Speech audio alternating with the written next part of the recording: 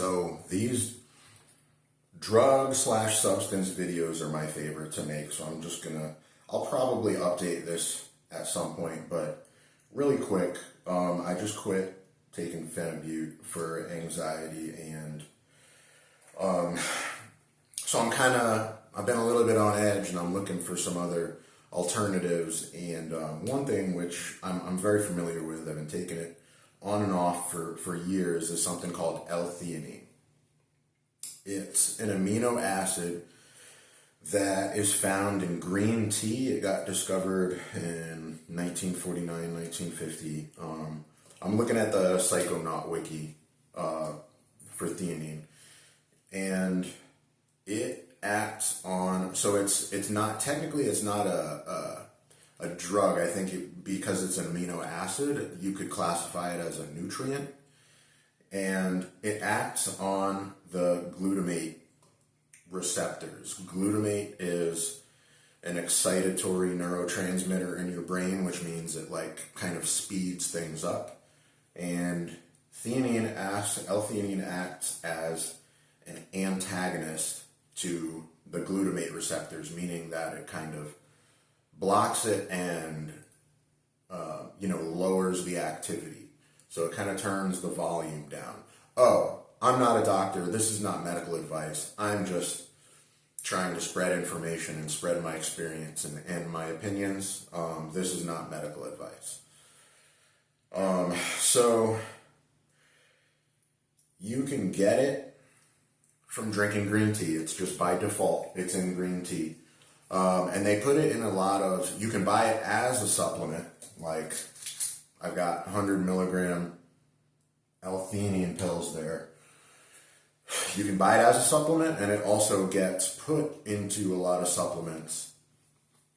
The problem is if you decide to try it, or you try something that has L-theanine in it, be careful. I mean, it's not dangerous. You don't have to be careful, but be mindful of the dosage, because usually companies, and this happens with a lot of different substances, companies they'll put L-theanine in the product, but let's look at the dosage guidelines according to the Psychonaut wiki. So a threshold dose, which is like you're just starting to kind of maybe feel some difference. Threshold is between 50 and 75 milligrams. Light, which is, I'm definitely starting to get there. Light is between 75 and 175. Common, between 175 to 300. Strong, between 300 and 500. Heavy, 500 and above.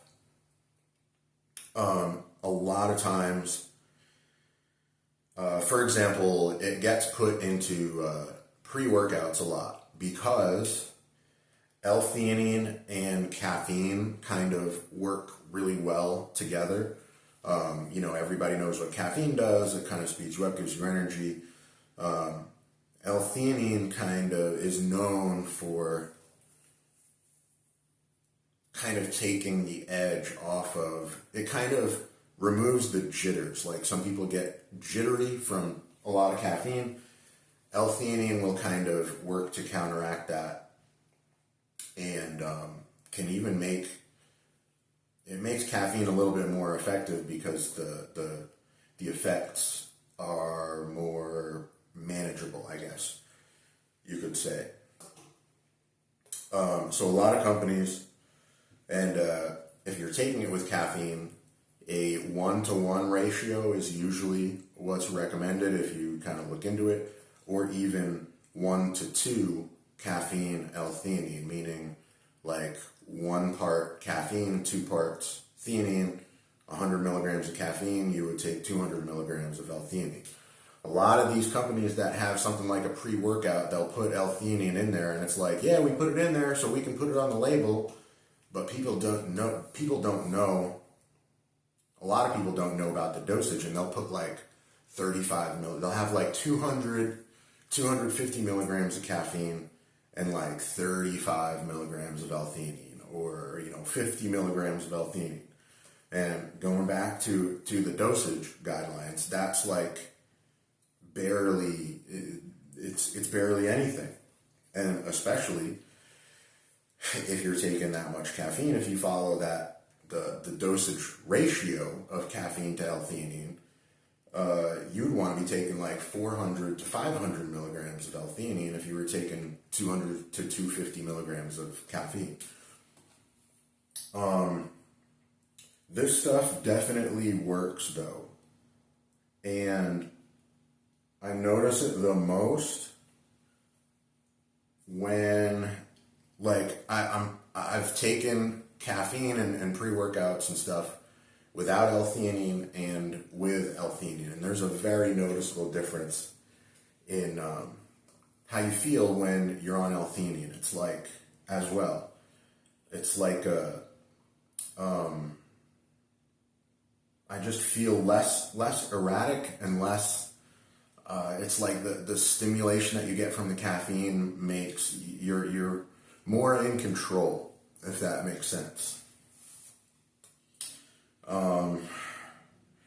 Let's see if there's any other juicy pieces of information. It's been shown to me, it's a nootropic. Compound is used as a nootropic for its calming and relaxing properties. It's often taken in combination with caffeine, as it has been shown to mitigate its negative aspects, such as anxiety, increased blood pressure, diminished sleep quality. Combination, improve aspects of attention. So I think that's about it. Like I said, it's an amino acid. And it affects other systems in the brain, but the main one, as far as we know, is its effect on glutamate. So, that's about it. Like I said, I'm going to kind of revisit this. I'll probably do some more research and come out with a better video, but just felt inspired, so just wanted to put this out. So I'll catch you on the next one.